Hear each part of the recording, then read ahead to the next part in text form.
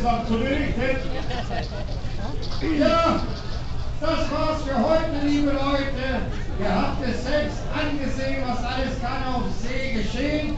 Mein Herr und ich, wir danken allen, denen dieser Spaß hier hat gefallen. Jetzt gute Fahrt für euch und fürs Schiff und fahret niemals auf ein Riff. Mann, ich dichte heute schön. Fahrt froh hinaus und seht die Welt und denkt nicht nur ans blöde Geld. Es gibt noch viele andere Sachen, die das Leben lebenswert erst machen. Das war ein Spaß nach unserer Art. Wir wünschen nochmals gute Fahrt!